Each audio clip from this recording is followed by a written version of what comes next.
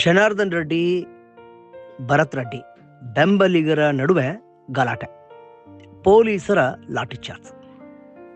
ಜನಾರ್ದನ್ ರೆಡ್ಡಿ ಹಾಗೂ ಭರತ್ ರೆಡ್ಡಿ ಅವರ ಬೆಂಬಲಿಗರ ನಡುವೆ ಗುರುವಾರ ಸಂಜೆ ಗಲಾಟೆ ನಡೆದಿದ್ದು, ಪರಿಸ್ಥಿತಿ ನಿಯಂತ್ರಣಕ್ಕೆ ಪೊಲೀಸರು ಲಾಠಿಚಾರ್ಜ್ ನಡೆಸಿದ ಘಟನೆ ನಡೆದಿದೆ.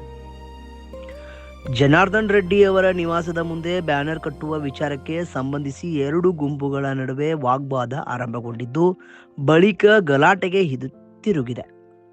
ಜನವರಿ 3ರಂದು ನಡೆಯಲಿರುವ ವಾಲ್ಮೀಕಿ ಪುತ್ಥಳಿ ಅನಾವರಣ ಕಾರ್ಯಕ್ರಮದ ಹಿನ್ನೆಲೆಯಲ್ಲಿ ಬ್ಯಾನರ್ಗಳನ್ನು ಕಟ್ಟಲಾಗುತ್ತಿತ್ತು.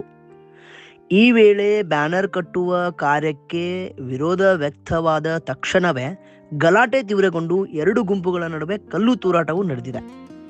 ಪರಿಸ್ಥಿತಿ ನಿಯಂತ್ರಣ ತಪ್ಪುತ್ತಿದ್ದಂತೆ ಸ್ಥಳಕ್ಕೆ ಆಗಮಿಸಿದ ಪೊಲೀಸರು ಗುಂಪನ್ನು ಚದುರಿಸಲು ಲಾಠಿಚಾರ್ಜ್ ನಡೆಸಿದ್ದಾರೆ. ಘಟನೆಯಿಂದ ಕೆಲಕಾಲ ಸ್ಥಳದಲ್ಲಿ ಉದ್ವಿಗ್ನ ವಾತಾವರಣ ನಿರ್ಮಾಣವಾಗಿದ್ದು, ಹೆಚ್ಚಿನ ಪೊಲೀಸ್ ಬಂದೋಬಸ್ತ್ ನಿಯೋಜಿಸಲಾಗಿದೆ.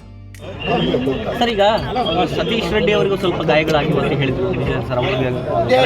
ಈಗ ಸಾಯಂಕಾಲ ಹೊತ್ತು ಒಂದು 500 ಜನ ಹುಡುಗರು ಬಂದಿದ್ರು. ಅವರೇನೋ ಮಾತಾಡ್ತಿದ್ರು. ಆ ಟೈಮ್ ಅವರೇನೋ ಒಂದು ಕಲ್ಲು ಹೊಸೆಯೋದು, ಇವರೇನೋ ಒಂದು ಕಲ್ಲು ಹೊಸೆಯೋದು ಆಗಿದೆ. ಆ ಟೈಮಲ್ಲಿ ಒಂದು ಕಾನಿಸ್ಟೇಬಲ್ಗೆ ಒಂದು ಏಟು ಬಿದ್ದು ಅದರ ಪಕ್ಕಿಗೆ ಸತೀಶ್ ಅವ್ರಿಗೆ ಒಂದು ಏಟು ಬಿದ್ದಿದೆ ಅಂತೇಳಿ ನನ್ನ ಮಾಹಿತಿ.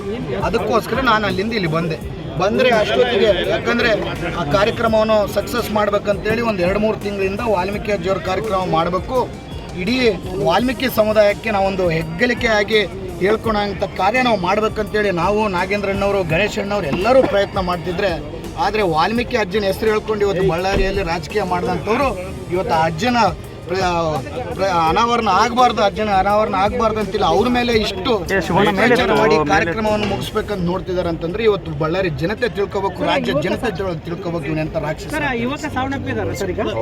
ಹೌದು.